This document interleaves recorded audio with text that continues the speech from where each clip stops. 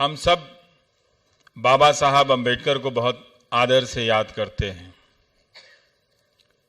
उनके बारे में क्या कुछ नहीं कहा गया, कितना कुछ लिखा गया।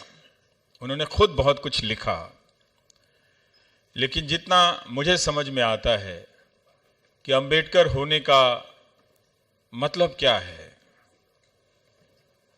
अम्बेडकर होने का इतना ही मतलब है, लाखों करोड़ों की भीड़ के सामने अकेला खड़ा हो जाना।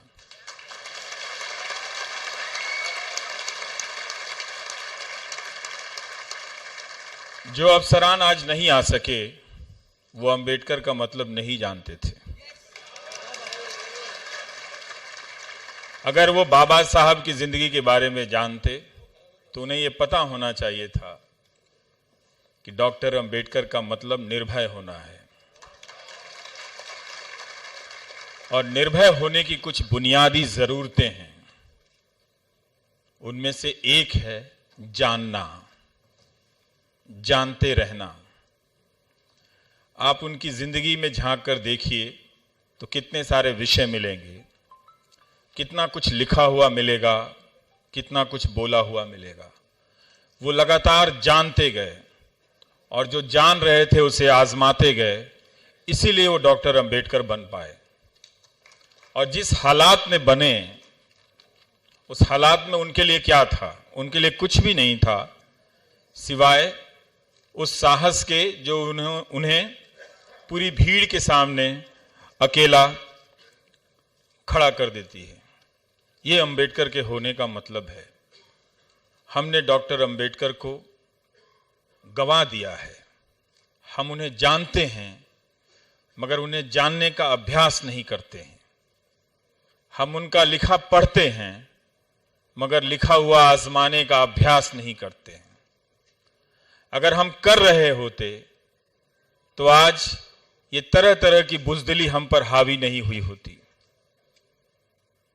आप सोच कर देखिए, सावित्रीबाई फुले और फातिमा शेख अगर अकेले चलने से डर गई होती तो आज हम इन 50 लड़कियों को स्कॉलरशिप भी नहीं दे पाते।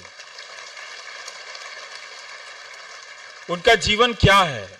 उनका जीवन यही है कि जब सब कुछ आपके खिलाफ हो, तभी उसी वक्त आप अपने इरादे पर चलने के लिए कदम बढ़ा दें। जो कदम पीछे खींच लेते हैं, वो अपने साथ, अपने वर्तमान के साथ और इतिहास के साथ बहुत नाइंसाफी करते हैं। कुछ नहीं था उनके पास, बाबा साहब अम्बेडकर के पास, तो कोलंबिया तक चले गए। निकले तब तो गए, उनको निकलना था। हम अब निकलना नहीं चाहते, ना अपने लिए ना दूसरे के लिए। वो मैसेज भेज दे रहे हैं कि आप जरा सा देख लो, हमारा जीवन बर्बाद हो रहा है। बर्बादी के अंतिम क्षणों में भी वो व्हाट्सएप कर रहा है। बताइए उसका क्या भविष्य हो सकता है? रात को 2 बजे करने से आपकी बर्बादी तो रुक नहीं जाएगी।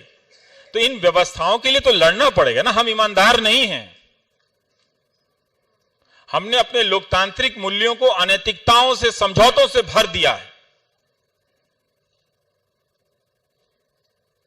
इसलिए कि हमने संविधान को पढ़ना छोड़ दिया है। आप जब संविधान को पढ़ेंगे तो पता चलेगा, आप महसूस कर पाएंगे, आपके अंदर शक्ति आएगी, लोकतांत्रिक शक्ति आएगी। और यह किसी भभूत से नहीं आने वाली है।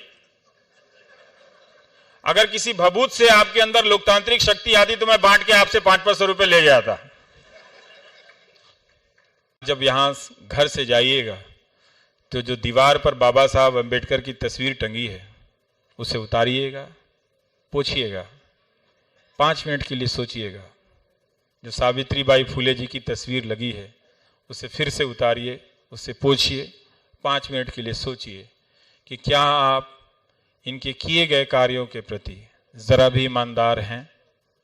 उतना नहीं कर सकते तो क्या आप थोड़ा भी करते हैं? थोड़ा ही कीजिए, बहुत हो जाएगा।